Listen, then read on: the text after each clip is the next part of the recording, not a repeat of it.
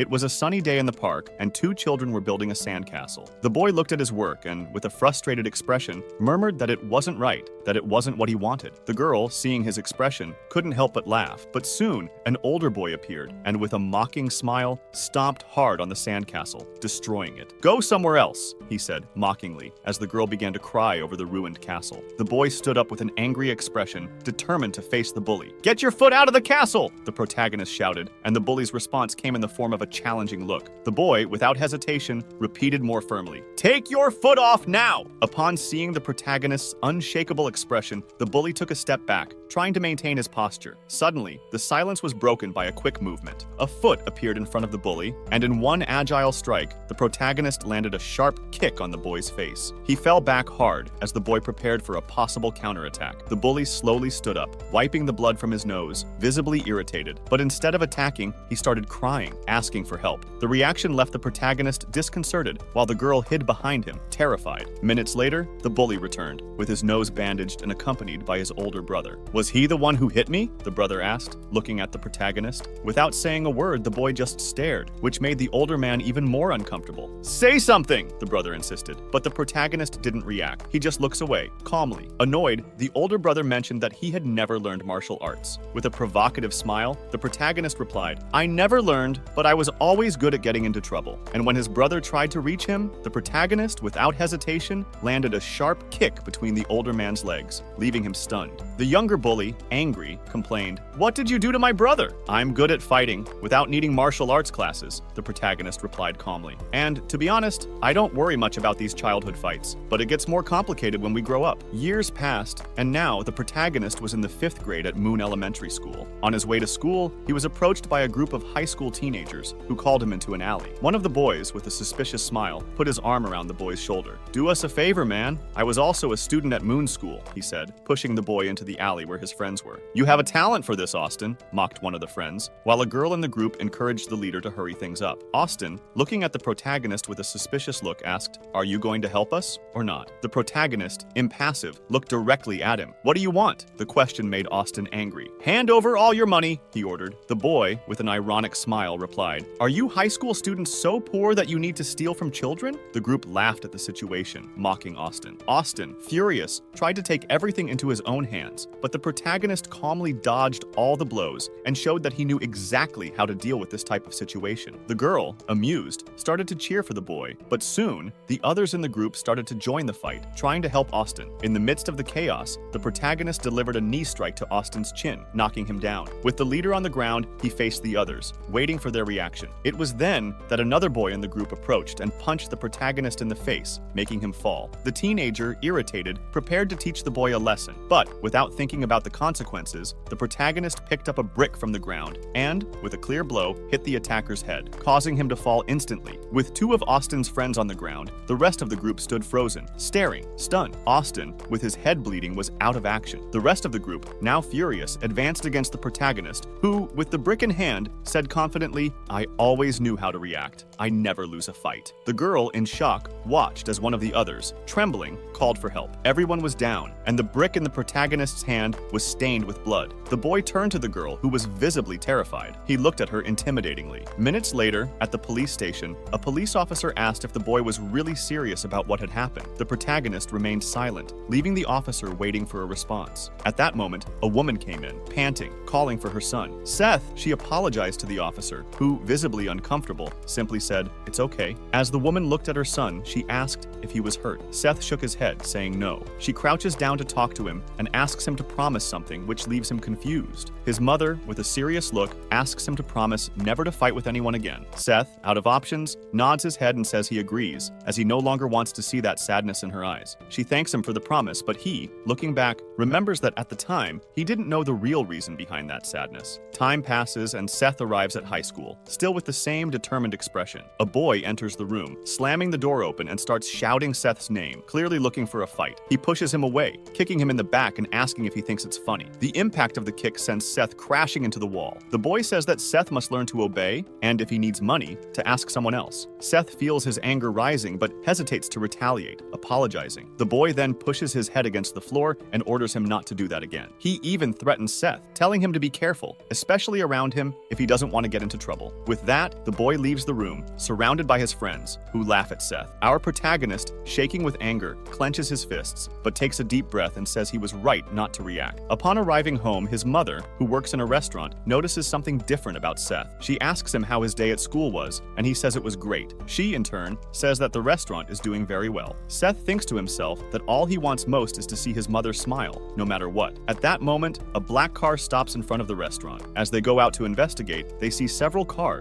and men approach with a funeral photo, saying that the man in the photo has passed away. The news shocks Seth's mother. He is surprised to see his mother collapse and asks what was happening. He looks at the photo again and begins to remember that something important happened that day. The years pass, and at Yen College, rumors begin to circulate about a new student. Everyone is curious to meet him. When the new student enters the room, the teacher introduces him, asking the class to help. The student introduces himself as Seth Kang. The girls stare at him surprised by his attractive appearance, and one of them seems to recognize his name. However, the murmurs interrupt the teacher, who asks for silence. Some kids in the back start laughing mischievously, until one of them approaches a friend and comments that he believes he recognizes Seth. The friend confirms, saying it was a great coincidence. Seth calmly introduces himself to the class, and the teacher asks him to sit on the empty bench in the back. Seth walks over and sits down next to a boy with spiky hair who is sleeping. When looking to the side, Seth notices that the boy is watching him with a malicious smile. Seth decides to return a friendly smile, recognizing the other boys and realizing that they were also at that school. During the break, one of the boys approaches and comments on how sad they felt when he was transferred. They start surrounding him, telling him they were going to have a great school year. But Seth, with a mysterious smile, asks if the boy doesn't remember who he was. The protagonist responds with an empty, lifeless smile, making the boy uncomfortable. His friend gets angry, asking if he was crazy. At that moment, the boy who was sleeping raises his head and tells everyone to be quiet. He looks irritated at the others and says he just wanted to sleep, causing even more discomfort. The bully, disconcerted, apologizes to the boy. After avoiding a fight, the bully stands up and says he wasn't done with Seth yet. Seth, confused, turns to his sleepy colleague. The teacher, an elderly man, enters the room shaking and walks slowly to the table, trying to start the class, but getting confused and forgetting the lesson planned for that day.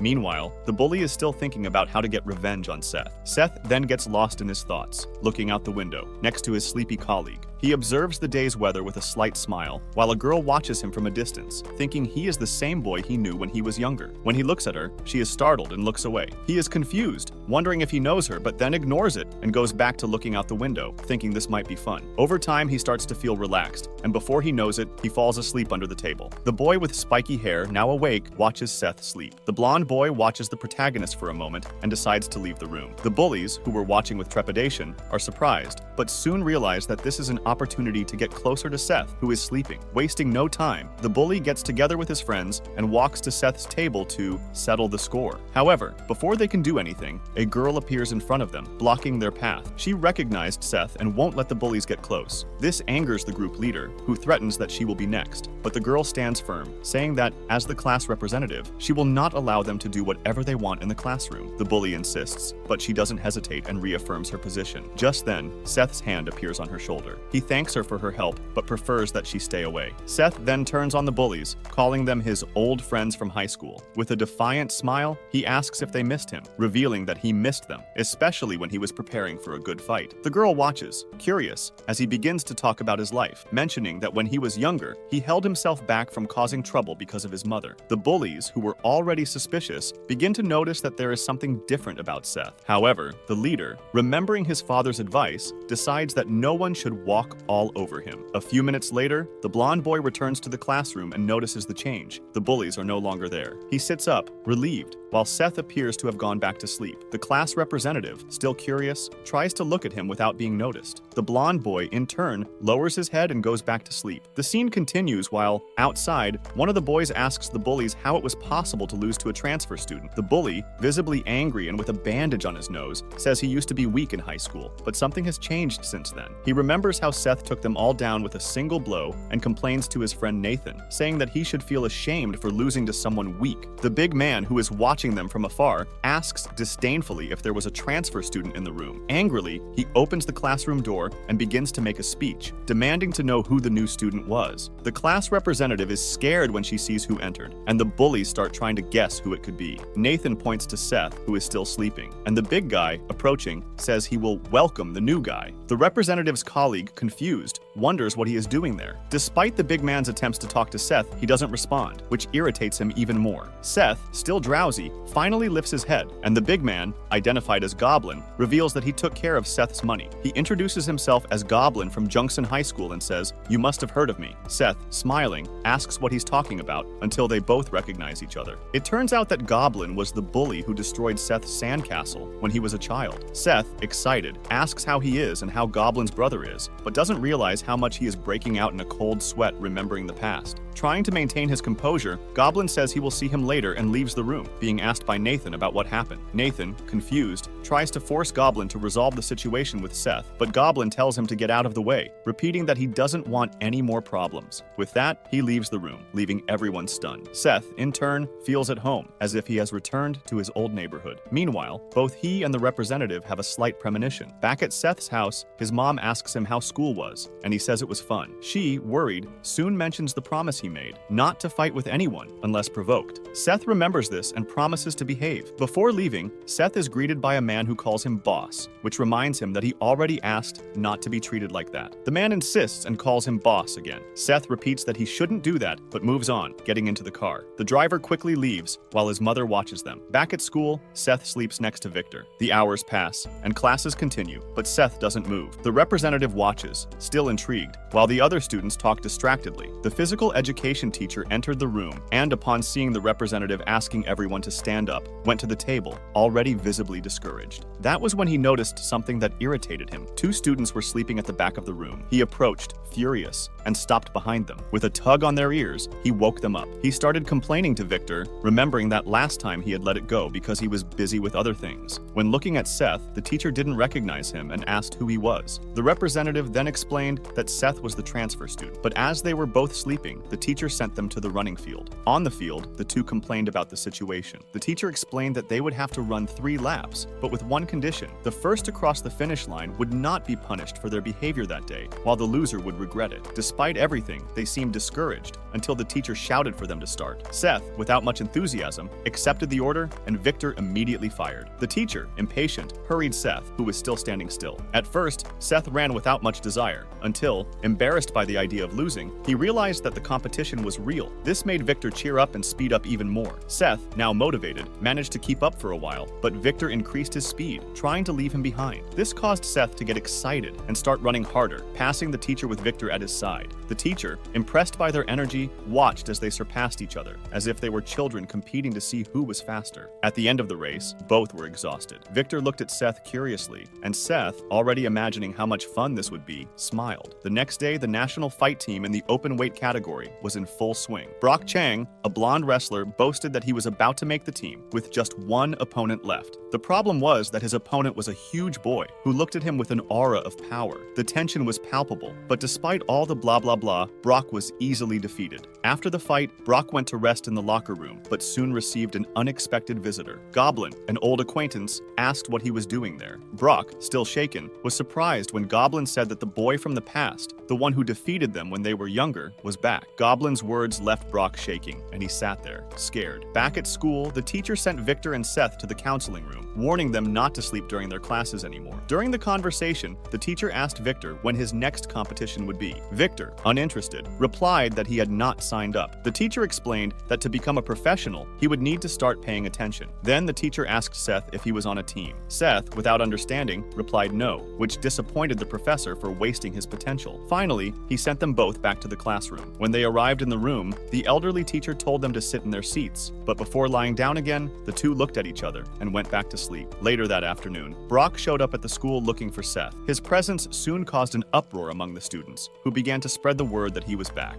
Brock went to the student council room, where the president, Jason Chin, asked if he was really back. Meanwhile, in Seth's room, he was still sleeping, and Victor was getting ready to leave. As he passed Brock, Victor teased him, calling him Broomhead and asking where his office was. Ignoring him, Brock grabbed Victor Victor's shirt and forced him to respond. Victor, angry, threatened Brock that he would be in trouble if he didn't release him. Brock then laughed and asked if Victor didn't know who he was. Victor unknowingly admitted that he had no idea who he was, which made Brock lose his temper. In the next instant, Victor punched Brock in the chin, trying to force him to let go of his shirt. The fight intensified, with Victor delivering a series of blows until Brock grabbed his neck tightly, asking if that was all Victor could do. Despite recognizing his opponent's strength, Brock introduced himself, saying he would defeat Victor unless someone stopped him. At that moment, the physical education teacher appeared, asking if Brock was fighting again. Seth, upon leaving school, saw the fight and wondered what was happening, without knowing that it was all related to him. In the student council room, the meeting was initiated by Jason Chin, who explained that, even without understanding the reasons, Brock's return would cause problems. Jason introduces Brock as the national wrestling representative and Victor as the current featherweight boxing champion. He explains that the fight between the two was interrupted by the physical education teacher. TWO's board member and club captain Gabu questions Brock's reason for returning, suggesting he just wants to cause more trouble. He is surprised to learn that Brock isn't preparing for the national championship, asking if he shouldn't be focusing on that. However, another board member responds that this is also Brock's school, so he doesn't need a reason to be there. Gabu, with an ironic smile, asks if Brock was missing school. Jason, curious, asks Sam if he knows anything about Brock's return, as they have known each other since childhood. Sam mentions that Brock said something about looking for the newbie, although he didn't know why. This leaves Jason confused as the meeting continues. Meanwhile, Seth is leaving school to go home. He notices a black car parked and finds the driver sleeping while waiting for him. After waking him up and teasing him, they head home, being watched by the class representative Sophie, who notices Seth in the car while her friend calls her from afar. The driver asks Seth if he's going to visit somewhere, and he confirms. That night, they pass by the restaurant where his mother works. Seth watches for a moment, but asks the driver to continue. They arrive at the building of a company called Sunj Group, where they are greeted by a man who greets Seth as boss. Irritated, Seth gets out of the car and is greeted by his employees at the building's entrance. He asks how many times he needs to repeat it so they don't call him boss when he's in his school uniform. This takes him to a flashback in which Seth is in front of his father's grave on a rainy day. He observes the photo on the tomb until a tall man appears with an umbrella and asks him to leave as it is cold. Seth, curious, he asks what kind of person his father was. The man responds that he became the strongest in all of Korea with just his fists. Seth asks about his mother and why his father was never there. The man mentions that Seth's older brother always looked out for him. He explains that sometimes Seth's father would leave work to see him. As Seth is stunned by this revelation, his uncle shares his father's last words. "Don't let anyone kick your ass, because that's shameful." They remember when they saw Seth being bullied at school. Back at school, Jason goes to Seth's classroom with his partners and asks them to wait outside. Upon entering, he notices two rowdies sleeping while the rest of the students work. Sophie is impressed by the president's visit, while her friend thinks it would be a good idea to change classes. Jason greets Sophie, and when she asks the reason for her visit, he asks who the new student is. She, worried, asks if the new student did something wrong, and Jason replies that he just wants to ask some questions. At that moment, Seth wakes up with a noise, drawing everyone's attention. When facing Jason, he is called to the student council room, but asks who Jason is, which leaves Sophie worried. She explains who he is, and Seth politely thanks her for the visit, but suggests that they can talk right there. Jason, impatient, asks Seth to accompany him, along with Victor. Before leaving, Sophie tells Seth to listen to the president as he's a good person. Soon after, Seth pokes Victor awake and explains what happened. Upon hearing this, Victor suddenly stands up, knocking over his chair and wondering what was happening. He heads to the council room, and Seth asks him to wait. When he notices that the class representative is watching, he gives a quick smile and says he'll be right back. As he follows Victor to the council room, he drags the chair he brought and, after arranging it, sits down, asking why he was called. Jason adjusts his glasses and gets straight to the point, asking if Victor knows who Brock Chang is. Confused, Victor starts to remember a fight with a guy the day before. Jason then explains that, until 2 years ago, this school was aimed at athletes, with the government sending the most talented people in the country to study there. Victor asks why Jason is talking about this, since everyone knows the story, but Seth has no idea what it's about. Jason explains that the school is now common, after the problems caused by Brock, who left the school but returned in search of a new student, leaving everyone curious. The president asks what the relationship is between Seth and Brock, but Seth remains silent for a moment. He then admits that he has no idea who Brock Chang is, which leaves everyone even more confused. Meanwhile, in the counseling room, the teacher talks to Brock, mentioning that he heard he was on the national team. The professor asks why Brock doesn't look happy, as he always thought this was his big dream. Brock then gets up and says he's leaving. The teacher tries to give him one last piece of advice, saying that he should never give up on sports, no matter what. But Brock just stares at him and leaves the room, letting the door slam behind him. In the student council room, Jason explains what happened to Brock. Several students were suspended after he arrived to see what was going on, but it was too late. Brock had knocked down several students and even faced Jason, covered in blood. Many of these students had promising athletic careers, but had to abandon them, while Brock was nearly sent to juvenile detention and expelled. Jason also says that a member of Judah's team was about to join the national team, but the situation got in the way of his plans. After this incident, the school lost its sponsors and became a regular school, although clubs still existed. Jason mentions that the teacher helped Brock by keeping him from being punished and introducing him to a team. As Seth begins to tire of the story, the board president again claims that Brock came back because of him. Victor, visibly irritated, looks at Seth curiously, while the protagonist continues to not understand anything. At the end of the day, the two leave the school and find the representative waiting outside. Seth realizes she was waiting, and Victor gives a teasing smile. Sophie asks if he's okay,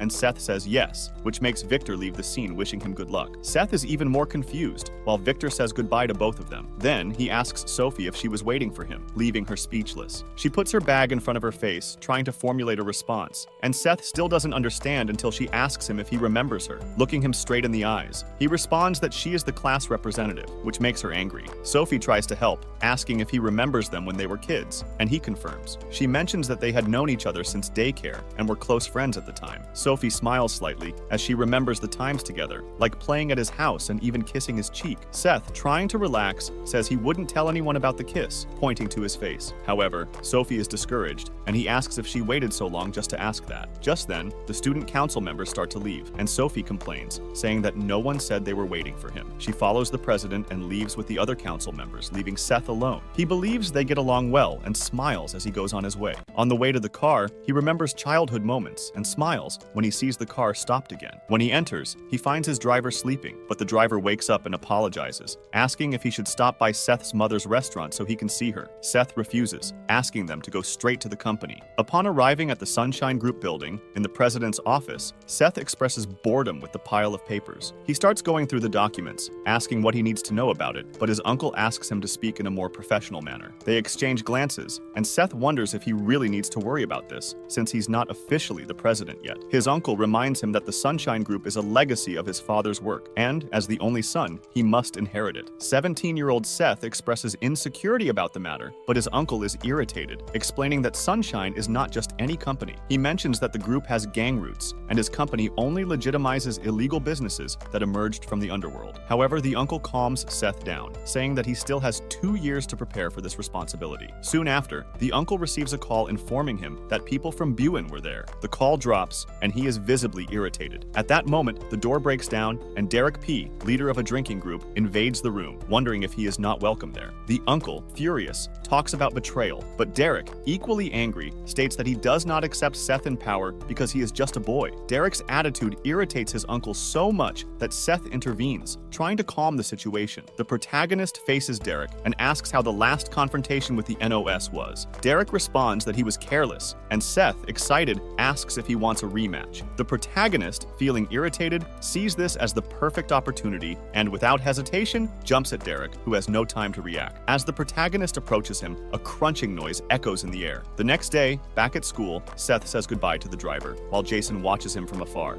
They exchange intense looks before Seth enters the school gates. Jason, attentive, continues to watch, worried about what Brock might do. Meanwhile, Brock orders his brother to bring the protagonist at any cost. Jason, still keeping an eye on Seth, watches him from a distance. While in the boardroom, the president explains the situation, asking them to avoid confrontations with Brock. G, irritated, questions who the president thinks he is and why they should care about Brock. Sam tries to calm the situation, remembering that Brock is a national representative and that there is no point in fighting him. But this only angers Gabe even more, who blames Brock for the school's situation. The president tries to end the discussion, but his words make Gabe lose his temper. He remembers that everyone there is at school because of an athletic program that was ruined because of Brock. The truth is harsh, but no one can do anything about it. Furious, Gabe kicks the chair and swears he will get back what Brock took from him, no matter the cost. Meanwhile, Goblin goes to the CES room and finds Seth sleeping again. Carefully, he wakes him up, saying he needs to talk outside the room. Seth, sleepily, reluctantly agrees and follows Goblin. Victor watches the two leave, worried about what might happen. In the courtyard, Brock, bored after defeating all the students Gabe brought to help him, becomes irritated by their lack of resistance. Gabe, frustrated, tries to attack him, but Brock blocks it easily, grabbing his leg and violently throwing him to the ground. After defeating him, Brock observes Gabe's unconscious body and says in a dismissive tone that he will make sure he never walks again. At that moment, the president of the council appears and interrupts the fight. Brock recognizes him, and Jason asks what he was doing there, since he didn't have any problems with the school. Brock, with a smile, explains that his only interest is talking to the new student. Jason, steady, asks him not to cause any more problems. Brock then taunts the president, saying that even though he is rich and comes from an influential family, that doesn't make him superior to Brock. Before the situation can get worse, Seth arrives, accompanied by Goblin. When the two face each other, Seth immediately recognizes Brock as Goblin's brother and smiles, saying that he hasn't changed at all. Brock, visibly irritated, begins to approach Seth, who senses the tension in the air. He clasps his hands, preparing for the confrontation, but is interrupted by Jason, who steps between the two. Brock warns that if Jason doesn't step aside, he'll regret it, but the president stands firm, insisting that the fight shouldn't happen at the school. Losing his patience, Brock decides to attack Jason, but Seth, with a defiant smile, pushes the president aside and says he doesn't want to wait any longer. He prepares to face Brock head-on, convinced that he came here to challenge him. Jason tries to stop it, warning him that this will only cause more problems for the school, but Seth confidently assures him that he won't let anything happen. He suggests that the fight be in the gym, where there is more space and people to watch. Brock silently accepts the challenge. Seth, showing no fear, teases Brock, saying that although his look is intimidating, he is not scared. Rumors about the fight spread around the school, and everyone starts to gather near the boxing club. Seth, smiling, begins to stretch while Brock prepares, taking off his shirt and warming his arms. The tension is palpable. At that moment, the girl from the council approaches Jason, teasing him about what he would do to resolve the situation if she went to the gym bleachers. Nathan is surprised to see that the fight is about to start. However, the physical education teacher suddenly appears, shouting at everyone, which generates a wave of concern. The girl from the council, irritated, starts to blame Jason for the situation. However, when they get to the ring, the professor just leaves a pair of gloves for Seth and says that they will need them for the fight. He also mentions that he will be the referee and that the fight will be under MMA rules, with 3 rounds of 3 minutes each. Seth, with a confident smile, watches the teacher. Meanwhile, in the classroom, a boy runs in and shouts that the fight will be in the boxing gym. Sophie worries about this, while Victor, upon hearing Brock's name, suddenly wakes up. The two look at each other seriously until the teacher reminds them that it was just a sport. Our protagonist then decides to ask Brock if all this is because of the day he knocked him down as a child, calling him a sore loser. This only makes Brock more impatient. Brock explains that that was the only time he lost a fight and questions whether that's reason enough for Seth. The teacher sounds the gong and the fight begins. Brock tries to grab Seth's face, but he nimbly avoids it and notices something strange in his opponent's movement. Taking advantage of the opportunity, Seth grabs Brock's arm, already preparing for the blow. He drops a hard knee into Brock's gut and takes him down, holding his neck. Brock tries to get up with difficulty, breathing heavily, but Seth doesn't give him rest and hits Brock in the neck,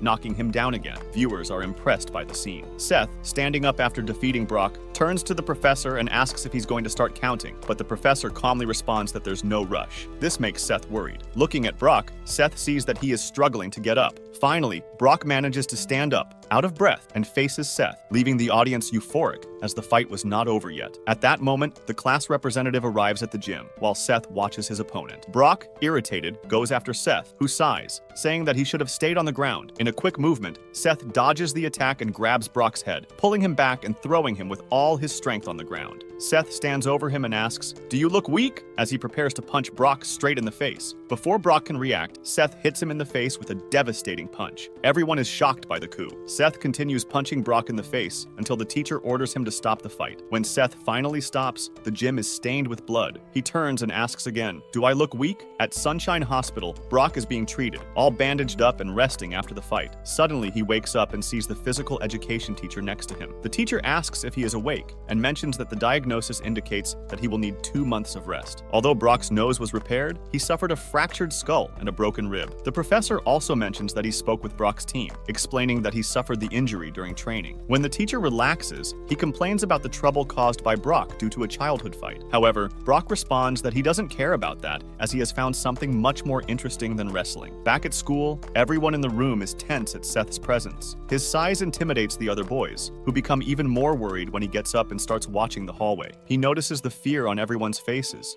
fearful of his next action. When he arrives in the bathroom, he finds a group of boys arguing about what happened. One One of them explains that the confusion started because the rookie defeated Brock, and his friend, in disbelief, can't believe it. When they look at the bathroom entrance, they are visibly scared. Seth approaches and politely asks them to step aside. Quickly, the boys get rid of the cigarettes and leave the place. Victor enters the bathroom and stands next to Seth, asking if he is free after school. Angrily, he turns to Seth and says that Brock was his target, challenging him to a fight in the boxing ring, alone. That night at school, Victor waits at the boxing ring for Seth. He throws his things under the ring and takes his boxing gloves out of his backpack, remembering the humiliation he felt. Victor was annoyed with himself when he realized that he was afraid of Brock. Hours pass and Seth doesn't show up, making Victor even more angry. Meanwhile, at the Sunshine Group building, Seth is trapped with stacks of documents. He tries to leave, saying he needs to meet a friend, but his uncle stops him, saying he can't leave. Seth explains that his friend is waiting for him, but his uncle insists that he can't go. Seth, discouraged, just stares at him. The next day, Victor continues his boxing training at the gym. He dedicates himself with intensity until a man approaches and suggests that he not try so hard since he doesn't have a fight scheduled. Victor responds that he needs to be prepared for any situation. The man tries to convince him to switch to MMA, arguing that boxing won't bring him big gains. However, Victor explains that he doesn't do it for the money, leaving the man speechless. He reaffirms his promise to become a world champion and not give up until he achieves that goal. The man finally lets him train in peace, saying that a fight will soon arise. Victor then goes to school. When leaving the gym, a black car appears and several men get out of it. They talk to the gym owner, offering to buy the building, saying they would pay what it's worth. At school, Victor finds Seth lying on the classroom table. Upon seeing him, he becomes angry, remembering the fight between Seth and Brock the day before. Victor kicks Seth's chair, causing him to wake up drowsily. Seth, complaining, says it's not even 7 o'clock yet. When he sees Victor, he apologizes, explaining that he was busy with work. Victor, suspicious, asks about work, and Seth, yawning, replies that he has a lot to do. Victor, trying to intimidate him, threatens him if he tries to escape again. However, Seth cheers up and responds that he doesn't shy away from challenges. This angers Victor even more, who starts snapping his fingers in anger. He goes after Seth, trying to punch him in the face, but Seth calmly doesn't move. Victor's punch hits his face, but Seth just stares at him, saying he didn't feel anything. He reveals that he caught the punch with his hand, and even though he feels pain, he starts to squeeze his fist until he breaks one of his fingers. Victor, surprised, asks if he still intends to continue, and Seth challenges him to continue. Victor tries to attack with his other fist, but all his blows are dodged. Soon, he finds himself cornered against the wall. Taking advantage of the situation, Victor tries a direct punch, but Seth dodges, knocking his arm off, which impresses Victor. Trying to react, Victor prepares another blow, but Seth gets tired of the defense and goes on the attack. At that moment, a boy enters the room and is shocked by the scene. Seth, about to be hit by Victor, dodges and knocks his arm off. Victor, hearing something, decides to stop and leave it for later. During classes, everyone in the room watches with curiosity. The two keep a closed expression throughout the class, trying to avoid looking at each other. When lunchtime arrives, Sophie asks Seth to come with her, and he is excited. This confuses Sophie, but he explains that he has time. Victor, still angry, complains, saying that they will soon find out who will win, and goes back to sleep at the table. At the end of the day, Victor gets up and calls Seth to follow him. They leave the school building, and Victor continues to order Seth to follow him. Seth tries to ask something, but Victor interrupts him. When they get to the black car, Seth says he doesn't have much time and asks Victor to get in. The driver, uncomfortable, asks where they should go. Meanwhile, the black car returns and the same men who visited the gym earlier appear, now armed. They walk towards the gym while the driver smokes his cigarette. Inside the gym, Victor calls Seth to the ring. Seth looks to the side and sees a photo of a fighter with a child, but Victor, impatient, asks him to hurry, as Seth had said he was busy. When Seth enters the ring, Victor reveals that he has been interested in him since he was transferred. Seth taunts his opponent, asking how he managed to see him if he was sleeping. Victor gets angry with the provocation, and Seth then asks him to hand over the gloves. Victor, seriously, replies that this time he will fight without gloves, as that is his sport. The two face each other, and Seth starts pulling his tie to take off his shirt, preparing for the fight. Victor is surprised to see the countless scars on Seth's body. Teasing him, Seth asks if he's scared, which only makes Victor angrier. The fight begins with Victor quickly advancing towards Seth. As he prepares to punch his opponent in the face, a scream interrupts him. Their trainer, out of breath, appears at the gym door and asks who the people outside are, which leaves them both curious. Seth gets out and sees his driver stopping a group of vandals who were trying to break into the place. He questions the driver about what happened, who explains that the attackers were trying to attack the gym. Seth asks who they were and why they acted like that, but the driver doesn't know the answer. Having decided, Seth takes one of the vandals to interrogate interrogate him. Back at the Sunshine Building, they discover that the gym has outstanding debts, and the attackers were there to collect. Seth asks if their intention was to take over the gym by force, but the man reveals that the idea was to buy the trainer's place. Seth consults his uncle about what to do, and his uncle responds cryptically, "Do what you think is best." Meanwhile, at school, the teacher notices that Victor hasn't arrived yet and asks if anyone knows where he is. Everyone begins to suspect that Seth had something to do with this, and Sophie watches, worried. The teacher decides to start the class, ignoring Victor's absence. Hours later, Victor finally arrives at the classroom and heads over to Seth's desk. In the hallway, the two leave the room, leaving Sophie even more tense. Outside the school building, Victor confronts Seth, holding an envelope. He asks what it is, explaining that he received it the day before. Victor reveals that his and his father's debts have been paid off with interest, and Seth, surprised, asks what he means by that. Angry, Victor accuses Seth of being involved and demands an explanation. Seth responds calmly, saying there's no problem with that. The answer only increases Victor's anger, who grabs Seth's collar and tells him to return the money if he doesn't want help. Seth, loosening up, tells Victor to focus on boxing and remembers the promise he made to his father to become a world champion. Victor, shocked that Seth knows this, takes a step back. Seth then challenges Victor to a fight at any time before walking away, leaving Victor more upset. Back in the classroom, Sophie looks anxiously at the door, waiting for Victor. When he arrives, she asks what he was doing, trying to hide her concern. When she makes up an excuse, saying she thought he was going to fight again, Seth provokes her, asking if she was worried about him. Sophie, blushing, begins a speech about her responsibility as a class representative, saying that she cares about everyone. Seth, smiling, comments that she is still the same person she always was, kind and concerned. Sophie, without understanding, watches Seth leave, while someone watches her from afar. The board president, angered by Seth and Sophie's closeness, thinks Seth needs to understand where he belongs. In a traditional Japanese house, Derek waits in an empty room. A man in a kimono, full of tattoos, asks permission to open the door. In the next room is Mookie Russian, leader of the gang group. Derek apologizes for failing, and Russian expresses his disappointment. Derek asks for another chance to complete the mission, suggesting that if they receive help from the gang, they can take over Sunshine Academy. Russian, angry, breaks his pipe on the floor, but praises Derek's courage, remembering that, despite his youth, he is the boss and needs to be cautious. He explains that they should look for the Academy head's weakness, as he is not yet an adult. Derek, thinking about the moments he saw Seth with his mother after his father's death, believes he has identified Seth's weakness. But Russian warns them that they need to act calmly and make sure they don't fail this time. Later, a group of boys led by Gabe, still recovering, break into Seth's room. Gabe shouts, asking who the new guy is, and Seth introduces himself. Gabe angrily questions whether it was Seth who defeated Brock, daring him to leave the room. But Seth, standing firm, responds that he is not a dog to be called that. This angers Gabe until Victor appears, ordering him to get out of the way. When the other boys discover who Victor is, worry takes over them. Gabe becomes even angrier, and Sam enters the room, asking Gabe not to touch the newbie. Sam mentions that he would join the judo club, which leaves everyone confused. The two begin to argue, while Seth watches, still trying to understand what is happening. Suddenly, someone approaches the room, thinking there are visitors. He observes the corridor and sees a group of people arriving. It was Damon, the leader of the Moon Club. Damon complains to the boy who was approaching, since he was also there. The boy was Scott Choi, leader of the Kendall Club, who also brought a group of students. Seth, fixing his hair and trying to understand the confusion, observes the scene. Sophie then shouts at everyone, saying that because of them, the entire class was uncomfortable. Each one tries to justify their presence, but Sophie quickly kicks them out of the room. After closing the door, she turns to Seth, saying he can be more comfortable now. But before she finishes, everyone tries to enter the main door again, ignoring Sophie. The group surrounds Seth again, inviting him to sports clubs. Meanwhile, Seth wonders what to do with so many people, while Sophie tries to kick them out once again. At that moment, the physical education teacher appears and complains to everyone. After a brief silence, the teacher says he understands what is happening and sends everyone back to their rooms. Seeing that there was nothing more to be done, everyone leaves, and Gabe says he will be back to talk to Seth later. The teacher calls Seth into the counseling room, but he doesn't understand why. There, the teacher remembers that they are at a school for athletes and tries to convince him to join a club. Seth is confused, but the teacher mentions Brock, explaining that Brock was like him freshman year, with every club trying to recruit him until he got into a fight. Now, Seth understands that the teacher wants to avoid problems and responds that he is fine, but he doesn't have time to dedicate himself to sports. The teacher gets angry, asking how he can be so busy being just a first-year student. He thinks Seth is just joking, but Seth responds that it's more than meets the eye. He also says that the other students should be there, not him. Not knowing what to say, the teacher is speechless. Seth asks him to tell the students not to bother him anymore, saying he doesn't run away from a fight. Meanwhile, Jason, Jason, who heard everything outside, gets angry and decides to complain about Seth, finding him arrogant. Jason goes to an abandoned school building where a group of boys gather to smoke. One of the boys, surprised to see the council president, asks him what he wants. Jason responds that he needs their help to get rid of someone. At the end of the day, Seth is leaving school heading to his car. As he passes a wall, a boy emerges from behind it with a piece of wood and hits him. A while later, Seth begins to regain consciousness in front of the boy Jason had spoken to. The boy smiles and starts talking, while Seth, with his head hurt, looks at him. When Seth gets up, the boy with the piece of wood tries to hit him in the back. Seth stares at him, visibly irritated. One of the boys in the room comments that he looked very weak for someone who defeated Brock, but another warns him not to be rude. As he stands up, Seth says he's in an interesting situation. The group leader, impressed that he shows no fear, watches as the boy with the piece of wood tries to attack him again. This time, Seth is prepared. He dodges the blow, punches the boy's hand, making him release the wood, which goes up into the air. The group leader is impressed by the movement, while the boy screams in pain, as his hand has been completely destroyed. Seth just says he was being too loud. He then punches the boy twice, knocking him down, and asks who those people are. The group leader, speechless, is paralyzed. Seth nonchalantly says he doesn't really care who they are. Just wanting to resolve the situation quickly, the leader gets angry and orders everyone to attack Seth, causing the group to surround the protagonist. Seth calmly observes his opponents, and when the leader gives the order to attack, everyone attacks him. The protagonist lets out a slight sigh and, prepared for the fight, begins to take down one by one. The boys fall under Seth's blows, and one of them tries to catch him by surprise with a chain. Seth, however, manages to free himself from the attack and hits the opponent's face. Another tries to grab him from behind, but Seth pulls the boy from the chain and throws him against another enemy, knocking them both down at once. Seth takes the chain and says, smiling sadistically, that it was fun. The leader, furious, orders his henchmen to finish him off once and for all. They grab sticks and set out to resolve everything quickly. As soon as the henchmen try to attack Seth, he dodges the first blow and, with impressive speed, brings his arm down on each of them, knocking them down with precision. However, he is caught off guard by an opponent who immobilizes him, while another approaches with a baton. When the attack is about to reach the protagonist, Seth gives a sharp kick to the attacker's face and, in an agile movement, throws the other against the wall. Freeing himself, he turns against the enemy who had trapped him, delivering a ferocious sequence of punches. But another opponent, with stick in hand, tries to catch him off guard. At the end of the fight, he hits Seth in the head, who gets up, feeling the pain of the impact. When he sees his own blood, something breaks inside him, and without hesitation, he attacks the remaining boys. The leader, in disbelief, watches helplessly as his group is defeated. Then, Seth looks at him, and he recognizes the boy who, years ago, had destroyed his friends with a simple brick. When Seth advances towards him, the terrified leader retreats. Seth grabs him by the neck and demands to know who sent him. After resolving the situation in the abandoned building, he returns to school. Meanwhile, in the boardroom, the president waits with two other members. Jason is restless, wondering what happened to the group. Seth approaches the room, opens the door, and surprises the president. With an enigmatic smile, he advances towards Jason, who stands up to face him. Jason asks what Seth is doing there, but the protagonist doesn't answer, just grabs the president by the neck and punches him against the table, demanding to know why he ordered the attack.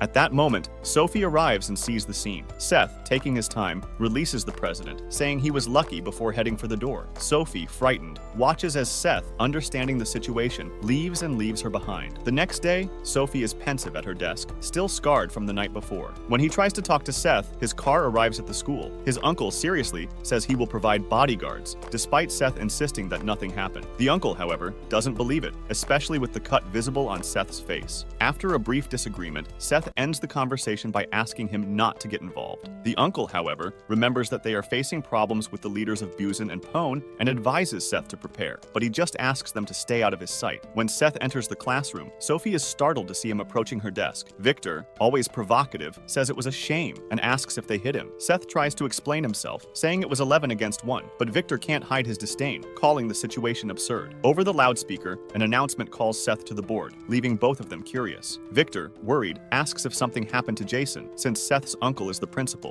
and his father is the real owner of the school. He warns Seth to be careful, as no one knows how far Jason can go. Upon opening the principal's door, Seth is faced with Jason and several school employees. The director, Calvin Shin, recognizes Seth and mentions the trouble he has caused since his transfer, including attacking the board president. Finally, he announces Seth's expulsion. But the president, smiling, soon realizes that Seth is just observing the situation with an ironic smile. The protagonist then takes out his cell phone and makes a call. In just a few seconds, the conversation with your uncle is enough to change everything. He orders the purchase of the school. Cars begin to arrive in front of the institution, attracting attracting the attention of students. Seth's uncle gets out of one of the vehicles, followed by security guards, and enters the school, causing a huge commotion. Calvin, visibly uncomfortable with the sudden arrival, questions what Seth did. The uncle, in response, hands an envelope to the director, who, after a brief hesitation, opens it. The content is a bomb. Calvin was involved in illegal activities, embezzling money intended for students for years. Seth's uncle, with a threatening calm, guarantees that he won't divulge anything, but demands that the school be handed over. Furious, Calvin tries to protest, but is quickly restrained. Seth's uncle, without ceremony, explains that the principal has been using the resources allocated for the students' lunch for his personal benefit and insists that the situation be resolved peacefully. Back at the Shin family home, Calvin talks to his brother, apologizing for selling the school. The brother, furious, wonders if he's lost his sanity, but Calvin can only stammer out more excuses. The brother reviews the documents and soon realizes that the transaction involved the Sunshine Group, whom he calls criminals. When Jason enters the room, his father, without hesitation, asks what happened at school. Jason explains everything that happened in the last few days, and the father, without wasting time, picks up the phone and calls the senator, asking the secretary if she has heard of the Sunshine Group. Meanwhile, at the Sunshine Group building, Seth's uncle explains that the operation was simple, as those involved were clearly guilty. However, Seth questions whether this could cause problems. The uncle begins listing the crimes found in the records, and Seth is impressed by the amount of information discovered in just one day. The uncle remembers that, since Seth entered that school, they were preparing for this. Then, the uncle asks who the new director of the Youngin Foundation will be, believing that Seth already has someone in mind. But despite his expectations, Seth still hadn't decided. The next day, Seth arrives at school and goes straight to his desk. As he sits down, he feels Victor's curious gaze. Seth stares back at him, and after a while, Victor gives up and lowers his head. Sophie, who watches everything from afar, takes courage and approaches Seth. She asks if something happened, since she didn't see him after he went to the principal's office. Seth, smiling, jokes, asking if she was worried about him. Even after everything that happened, Sophie awkwardly replies that she is just a classmate. Seth laughs lightly and reassures her, saying that she didn't need to worry. Just then, Jason abruptly enters, calling for Seth. The room fills with surprise at Jason's entrance, everyone waiting for what he would say. Jason, however, asks Seth if he thinks he would be afraid of a criminal as pathetic as him. When Seth gets up to approach, Jason simply slams the door and runs away, leaving Seth unresponsive.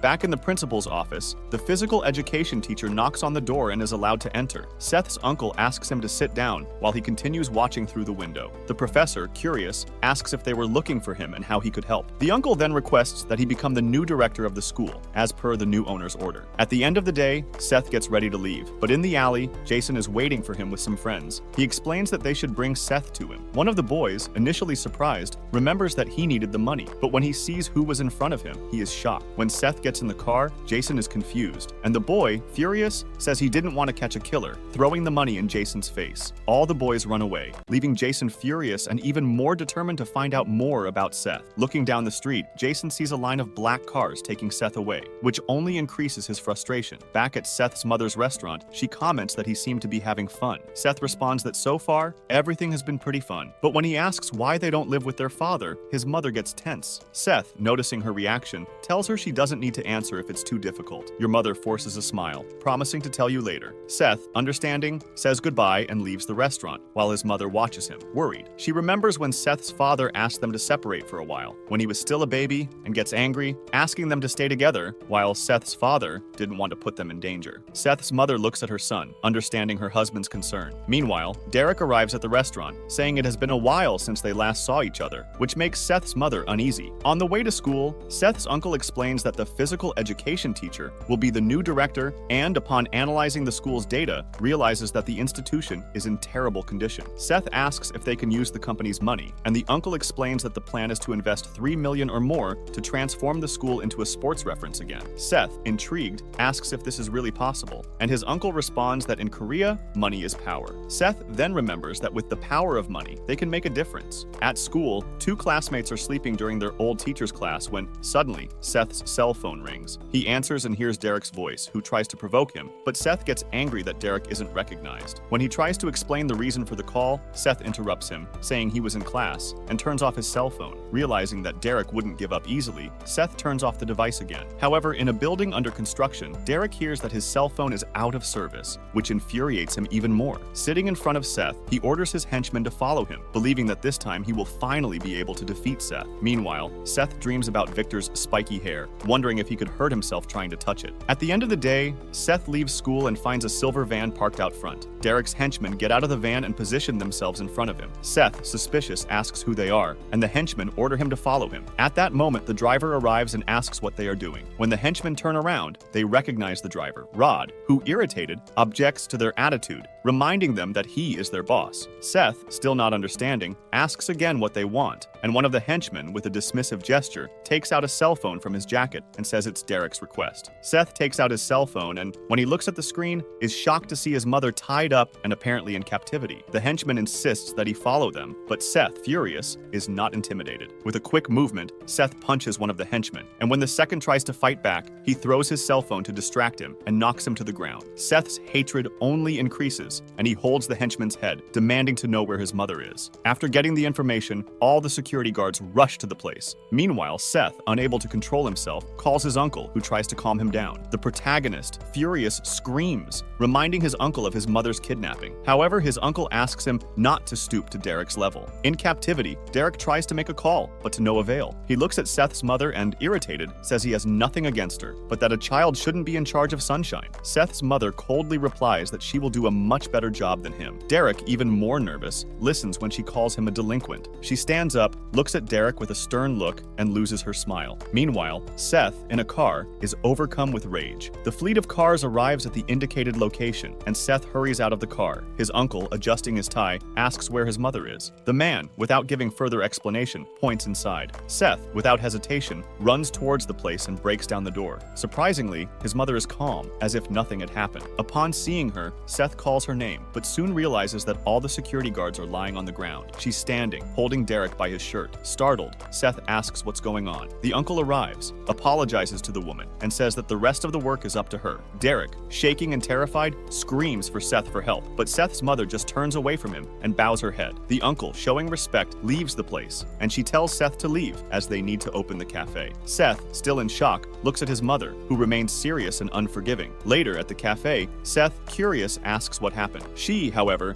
dodges the question and challenges him to define what he means by that. He persistently asks how she managed all this. She smiles mysteriously and replies that it's a secret, leaving Seth even more confused. But she reassures him that one day she will tell him everything. In time, everything reveals itself, she says. But Seth, still not understanding, just watches her in silence. Outside, the driver smokes calmly as he gets out of the car. The uncle approaches quickly, and the driver bows. The uncle watches them both, but suddenly starts to get angry, remembering the past, when Seth was still a baby. He remembers the scene in which his mother, distracted, was playing with the yo-yo and accidentally hit the boy's head hard. The baby fell to the ground, scared, and began to cry desperately. His mother tried to calm him down, but almost hit him again. Seth, still out of control, fell again, but was quickly comforted in her arms. The uncle watched everything in silence, as if he were keeping a secret. Back in the present, the uncle and the driver, Rami, are outside the cafe. The uncle calls Rami and reveals that the Yakuza were responsible for the rebellion in Buen. Rami, irritated, silently curses the Yakuza group. The uncle firmly orders Rodney to take better care of his boss, and the man bows, confirming that he will do so, ready to keep his gun handy if necessary. The uncle, changing the subject, asks the driver if there is anyone they can send to school. An attentive Rami explains that Santu Anai's leader, Midaki Rusin, is after the boss, and they need more security. He suggests they send someone capable of pretending to be a new student. Sometime later, at Sophie's house, she is upset while eating. His father, noticing, asks if something is wrong. She, not wanting to worry her father, replies that it's nothing. Worried, he offers help, saying that if anyone is bothering her, just speak up. Sophie, with an ironic smile, he responds that he is a prosecutor and shouldn't talk like that. Sophie's father responds that the most important thing is that she is okay, but the girl insists that it's nothing serious and that he doesn't need to worry. This catches the man's attention, who looks at her seriously and says that it looks like something happened. Sophie denies it, saying everything is fine and asks to finish eating. Annoyed, the father remains silent, watching as she helps herself to yogurt. Later, on the apartment's balcony, Sophie's father talks to Jason on the phone. He introduces himself as Sophie's father, and Jason, on the other end of the line, reveals that he was about to call him. He explains that there were problems with the new student and wonders if he should inform his father. The man, visibly angry, angrily holds the porch railing and demands that Jason tell him everything. Meanwhile, in front of the cafe, Kang's mother asks where her son is. Kang's uncle responds that he is home. She then asks if he needs anything, and the man says he just wanted to apologize. Standing up, the woman smiles and tells him not to worry, commenting that she will stay away from her son out of love, and that he just needs to focus on Seth. The uncle remains silent. At his house, Kang is sleeping but moving restlessly. He wakes up scared and wonders where his mother is. Now let's get to know Rod, the driver, better. He has a peculiar hobby, racing. In a dojo, he is smoking his pipe and asking his subordinate if they failed the mission. The subordinate confirms, and the old man, irritated, says he can't trust the Koreans. When the subordinate asks about Sunshine's fate, the old man responds with another question. Is his leader at preparatory? Upon receiving confirmation, he orders them to send Acura there. The subordinate, fearing the order,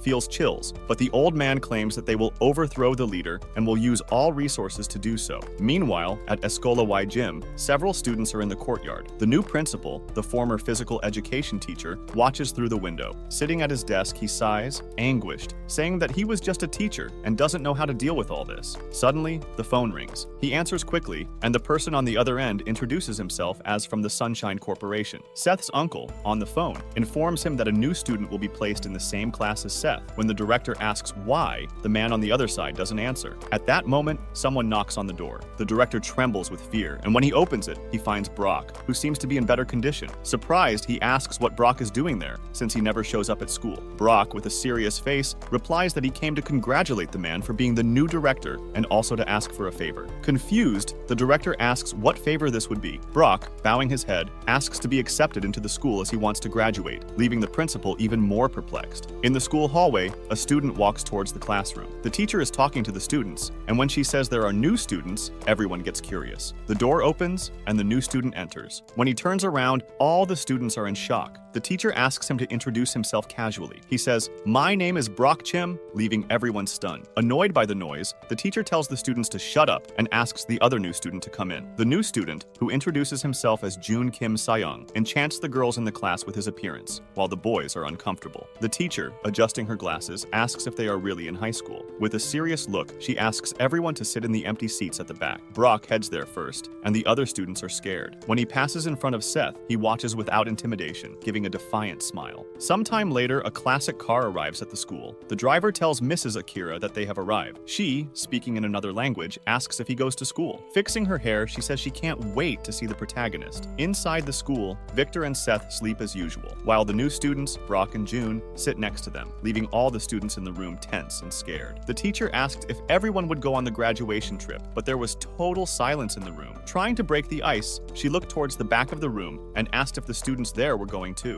With a blank expression, June Kim confirmed yes, while Brock remained silent. He looked at the two sleeping bullies and wordlessly also said that he would go. Nervous, the teacher said goodbye, saying she would see them tomorrow and asking everyone to make friends with the new students. When she left, tension took over the class. Suddenly, the two bullies woke up and got up. At that moment, Brock also stood up, making the students in front of him startle. Kim just watched, impassive. The bully approached Victor, and Seth, the protagonist, remained silent, staring at him. Brock, however, stepped between them, interfering. Victor, trying to avoid confusion, was getting ready to leave, but the bully blocked his way with his arm. The size difference between them was stark. Annoyed, Victor questioned what he was doing. From afar, the new student, Jun Kim, watched everything with a smile, as if he was enjoying the situation. Already in the schoolyard, Victor, with his hands in his pockets and visibly irritated, asked if Brock wanted to fight. The bully responded with a laugh, saying he didn't believe Victor was dumb enough to challenge someone like him. This made Victor lose his cool. Furious, he called Brock a bastard and challenged him, implying that now that Seth had defeated him, he was no longer a threat. Brock, however, remained silent. Victor, remembering the previous fight, threw his backpack on the ground. That time, he had overpowered the bully, and if it weren't for the teacher's intervention, he would have finished him off effortlessly. Prepared for combat, he provoked Brock, daring him to attack, but the bully cut the tension by suggesting that the fight take place in the ring, with gloves. Confused, Victor asked what he meant. Brock explained that he wanted to learn boxing and thought he could really learn if he fought someone like him, leaving Victor even more perplexed. Meanwhile, in front of the school, Seth was walking alone when Sophie, visibly nervous, started to follow him. She called him hesitantly, not knowing what to say. Seth, confused, asked if he had done something wrong. Sophie stammered and finally explained that she just wanted to know if he was free on Saturday. She then handed over 2 movie tickets, saying she got 2 passes to a movie she heard was good. Seth, excited, accepted immediately, surprising Sophie, who couldn't believe it. He confirmed that he was serious, and she sighed in relief, smiling with the tickets in her hands. Watching her, Seth had an idea. Suddenly, he asked if she was free that day, and if she would like to to eat something. Sophie, surprised by the unexpected invitation, remained silent, but Seth, smiling, said he knew a great place. She smiled excitedly, accepting the invitation and saying she was hungry. Seth, curious, asked if she liked spicy food. She laughed, replying, "Who doesn't?" And they continued talking as the sun set. Later, Seth's car stopped in front of the school, and the driver, Rodney, was waiting. Suddenly, someone knocked on the window, catching his attention. When he saw who it was, he started to roll down the window. "What will happen if the boss finds out?" he asked. But the mystery man, Jun Kim, reassured him, saying that the boss was going out on a date. Rodney, confused, didn't understand. Kim then changed the subject, asking if he had a cigarette. Annoyed, Rodney replied that it was not the time to smoke in uniform, but Kim, looking down, recognized the reason. Rodney laughed and lit a cigarette, while Kim, with a smile, commented that he really was bad. The new student then asked how school was, and Rodney, with a nonchalant tone, said that they were just kids. Kim, in turn, didn't worry about it, and smiling, showed a blade hidden in her sleeve. He told the driver not to worry as he knew him well. Later that night at the boxing gym, Victor faced Brock. The blonde threw quick punches, while Brock defended himself with difficulty. The speed of the blows increased, and Brock began to get tired. Victor noticed an opening and, with a sharp blow, hit Brock's ribs, who groaned in pain. Without realizing it, he received another punch, this time in the face. Brock looked increasingly weak, and Victor, with a confident smile, asked him if he really wanted to continue. The bully didn't respond, but Victor, opening his eyes and irritated, threw another punch, saying that Brock couldn't even punch properly. And with more blows, he continued attacking, while Brock remained on the defensive, visibly exhausted. Victor is already sweating from punching so much, but Brock remains on the defensive, preparing for the next blow. Victor provokes him, saying that the bully wanted to learn boxing, and challenges him to try to hit him, pointing to his head. He tries a finishing blow, but something unexpected happens. For the first time, Brock dodges the punch. The two remain paralyzed, staring at each other. Trembling, Brock prepares to counterattack and advances with all his might. The punch comes quickly, but Victor defends himself and retreats to the corner of the ring, waiting for Brock's next move. The big opponent tries a new blow, but Victor quickly ducks and lands a perfect uppercut. With the blow given, he resumes his stance while Brock just watches, astonished. Noi, the blonde, watches from afar, wondering if Brock could land at least one hit. His thoughts are interrupted when Brock asks what Victor is doing, daring him to attack. Angry, Victor calls him a bastard, and without hesitation, the two throw everything into the confrontation. At the cinema, the atmosphere is very different. A potential couple watches an action and horror film. Sophie is clearly scared, shaking as she clings to the protagonist's jacket. He, with a smile, places his hand over hers. She looks down, noticing the touch, and embarrassed, moves away a little, while he laughs, amused. When the movie ends, everyone starts to leave. Seth and Sophie also leave the room. He asks if she liked the movie, and she says yes. He then confesses that he liked it too. Smiling, she says she's glad he liked it and that she's going home, but he stops her asking if she wants something to eat. She is confused, and he explains that it's normal to go eat after the movies, asking if that's not how dates work. Stammering, Sophie asks if this is a date. Suddenly, Seth takes her hand, happily saying that he knows the perfect place, the restaurant inside the Sunshine Building. At the restaurant, Sophie starts looking around and, with a curious expression, asks if the place is expensive. He smiles and tells her not to worry. When the waiter arrives and places the cutlery and plates on the table, Sophie thanks him but looks surprised, leaving Seth confused. She continues, saying that she still finds it all a bit much, but he reassures her, explaining that it's all free, since the restaurant belongs to his company. She, still not completely understanding, asks what he means by that. Seth, with an enigmatic smile, responds that he is richer than she realizes. Upon hearing this, Sophie smiles. When he asks if she thinks he's lying, she explains that she's not, but feels a little embarrassed. He asks why she's laughing, and shyly, she admits that she was jealous when she heard he was rich. Changing the subject, Seth asks when the second date will be, making Sophie blush completely. On another day on the road, a fleet of cars moves to another destination. Inside one of them are Seth, his uncle, and the driver. The uncle breaks his silence, saying he will send people to Jew Island, as he believes the Japanese gangs are up to something. Seth, in disbelief, counters that it's just a school trip and nothing will happen. His uncle, however, remains silent, and the boy also remains silent. Later, the car stops, and when getting out, Seth's uncle says he's leaving, but tells the driver to accompany the boy, just in case. Rodney, the driver, is surprised, but the uncle explains that he has already asked Jews gangs to watch Seth, but he will be calmer if the driver is there too. Rodney, excited about the idea of going to Jew, accepts the mission, and soon the group boards the plane. On Jew Island, students are excited about their arrival. The teacher, however, is less enthusiastic and punches one of the students in the head, ordering everyone to get on the bus. Annoyed, she tells everyone to shut up and asks if they are babies. When the bus finally leaves, she checks that everyone is present, and the driver confirms. Upon arriving at the Jew tour hotel, students begin to disembark. Among them are Sophie, Brock, Victor, Kim, and Seth. The teacher, leafing through a sheet of paper, confirms that everyone has disembarked and informs that the class will be on the 8th floor, with the students' names on the room doors. She gives them an hour to settle down. After the explanation, the group begins looking for their rooms, and Seth finds the door to his room, where he, Victor, and Brock will stay. The protagonist says that they make a great team. Going down the hall, Kim comments that she will stay in the room next to the boys. Upon entering the room, the hero observes that it looks nice, and suddenly takes one of the beds. In the background, Victor calls out to Brock and questions why he got the bigger bed, but Brock defiantly asks if Victor has a problem with that. The two stare at each other intensely. An hour later at Juing Jolly, all the students are gathered together, talking to each other. Inside the bus, the teacher warns everyone to look out for the right bus, as other schools are also traveling, and instructs them to return by 3 o'clock. Several students begin to board. Seth, indifferent, sleeps peacefully until he is woken up by Sophie, who invites him for a walk. With a wide smile, he accepts. Meanwhile, Victor, lying on the grass, notices a group of students walking somewhere, which irritates him. He calls someone a damn Chinaman and comments that they look strong. Rock calmly walks past them. Elsewhere, Kim is smoking when driver Rodney taps her on the shoulder, getting her attention. They start talking and laughing together. Seth, leaving with Sophie, descends a staircase as they talk, but their path is blocked by a group of Chinese students that Victor had seen earlier. One of the students comments that Korean girls are pretty and asks Sophie out. She is visibly uncomfortable. The boy asks why she isn't with them instead of being with this weak boy. Seth, irritated, asks what they are talking about, but the students remain silent without answering. The boy, irritated, glares at them. Then Sophie intervenes, surprising everyone, speaking in Chinese. She asks what they want, leaving the boy and his friends surprised. Sophie continues, saying that they shouldn't give the Koreans a bad impression on the Chinese because of their behavior. Smiling, one of the students asks if she really speaks Chinese, and another asks if Seth is her boyfriend. Ignoring them, Sophie turns around and puts her hand on Seth's arm, asking him to follow her calmly. He obeys, and the two begin to climb the stairs. In the background, the 3 Chinese students mock them, making Seth even angrier. They head to a park, and Seth, surprised, asks if Sophie really speaks Chinese. She responds that when she was little, she lived in China for a few years due to her father's work, and that she continues studying so as not to forget. Impressed, Seth says it's amazing, but asks what the students said. Sophie reassures him that there is no need to worry, as they haven't said anything important. Seth gets up and says he's going to the bathroom. With a determined look, he says he'll be right back, and then starts walking towards the supposed bathroom. However, he reaches the staircase where he saw the Chinese students earlier. From above, he calls out to them, staring at them with a challenging gaze. Quickly, he jumps towards them with all his might. Sophie is sitting on the bench, waiting. Seth returns and explains that the bathroom was a little far away. She says okay and asks what they will do now. Pointing to another place, Seth says the view nearby is incredible and invites her to take a photo. They head there, laughing, until a man approaches, surprised to see his colleagues lying on the ground. He asks what happened, and as he approaches one of them, punches him in the head to wake him up. Nervous, the student says that a Korean boy defeated the group. Irritated, their leader asks if the man isn't ashamed of losing to a Korean and orders the group to go after the boy. Nearby, 2 students are walking together when they see something suspicious. 2 Chinese students approach, kicking them and asking if they were the ones who attacked their friends. One of them prepares to attack again, but the other says that it obviously wasn't them and instructs them to keep looking. Walking a little further, they find Victor sleeping. Confidently, one of the students says that there is a Korean boy there. The group begins to surround Victor. Quickly, one of them kicks him, waking him up. He asks what they're looking for, but the man says it's probably not him. Annoyed, Victor stands up and asks again what they're looking for, challenging them. Who do you think you're looking at? Smiling, the blonde asks excitedly if they want to fight as he starts to get up. But the Chinese student calmly asks him to sit down, repeating this several times. The blonde, defiant, ignores it and advances with a punch, which is immediately interrupted by a blow to the face. The impact causes him to fall hard to the ground. His friends approach, and Victor, watching, asks what the boy had just said. Elsewhere, Rock is relaxing on the grass, admiring the scenery, when someone calls out to him. When he looks back, he sees a Chinese student asking if he was responsible for defeating his friends. Thinking that Rock seems to be quite strong, Rock just stares, silently. Suddenly, the student attacks him, trying to hit him with a punch. However, Rock, still on his back, easily blocks the blow by holding his opponent's hand, which trembles without saying a word. Finally, Rock breaks the silence, thanking the student for breaking the boredom. The boy, with his teeth gnawed in anger, calls Rock boy and prepares for a new blow. But Rock ignores the warning, blocking the punch again with ease. In a quick movement, he grabs the boy from behind, already irritated. The student calls him a damn bastard. Rock then hugs him tightly, squeezing him as if he were a bear, and with one last movement, finishes his opponent with a brutal Greek wrestling move. The Chinese students watch, dumbfounded. Rock challenges them, saying, "Come on, you damn bastards!" Later, the students start heading to the buses to return. The teacher outside takes note of who is coming up. Many are already on the bus, and the student who had been beaten for no reason is still angry, sitting in his seat. The future couple is laughing, distracted when someone enters the bus and catches Seth's attention. It's Victor, which makes the protagonist curious. The blonde walks by them and sits behind the couple, with Brock entering right behind. Seth is confused when he sees the two stragglers arriving, remembering how Victor defeated his opponents and how Brock did the same when facing them. Sometime later, the couple continues talking, and the teacher, getting on the bus, asks Sophie if everyone has arrived. She gets up, looks around and confirms that everything is fine, except for a new student, Kim, who hasn't shown up yet. The teacher, irritated, complains, saying that he had warned everyone to come back on time. Meanwhile, Kim is outside, smoking with the driver and talking to him. Suddenly, someone approaches, making the driver nervous. Kim quickly starts pulling a gun out of her sleeve. But to his surprise, the one who arrives is the professor, the murderer Aura, with an empty look. She asks what Kim is doing there, and the nervous student begins to wonder if he is in trouble. Later that night at the hotel, Brock watches his reflection in the window as CPH relaxes in bed, listening to music. Victor, in turn, is training, doing push-ups. Suddenly, Brock notices that the protagonist, Seth, is being watched. Seth takes off his headphones, sensing something is happening.